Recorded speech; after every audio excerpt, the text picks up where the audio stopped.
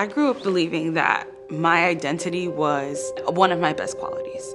I am Latina, I speak Spanish, and I'm a woman.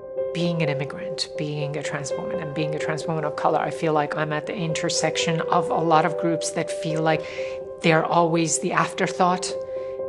I actually was very fortunate to have a mother who was very career-focused.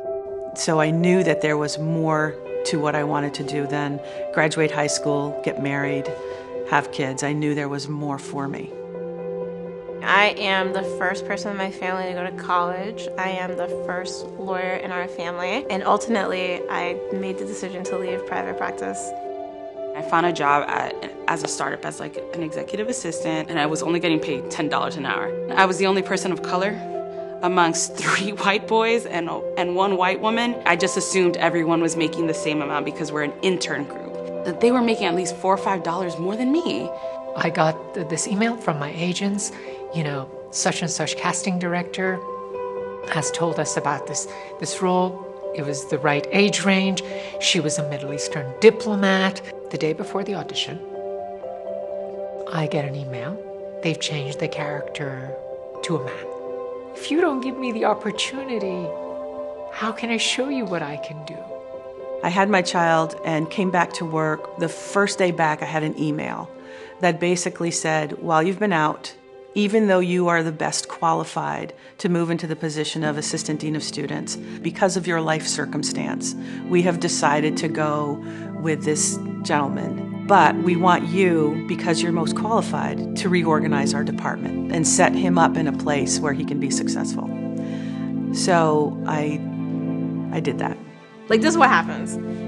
White male partner gives white male associate all the good work. If you're like a white female associate or a woman of color associate, and you're not getting the same amount of work, one, your skills aren't developing at the same rate, so you're falling behind, and every year it's like this, right? Like, we both start here, and then we're gonna start like diverging, because this person's getting all the investment and resources, and this person is not. And because you're not getting more women into partnership slots, they can't correct for the problem, right? So they can't bring up the person behind them. It took the wind out of my sails so much. I thought maybe I'm not as good as I think I am. You know, maybe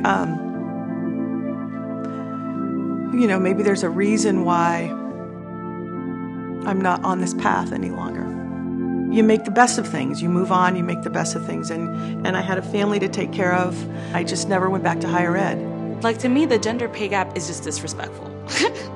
It's just straight up disrespectful. You're just like, you have these women working for you and you don't want them to thrive, not give them the positions that they deserve, not give them the money they deserve, not give them the growth that they deserve, and then you expect them to give their absolute all.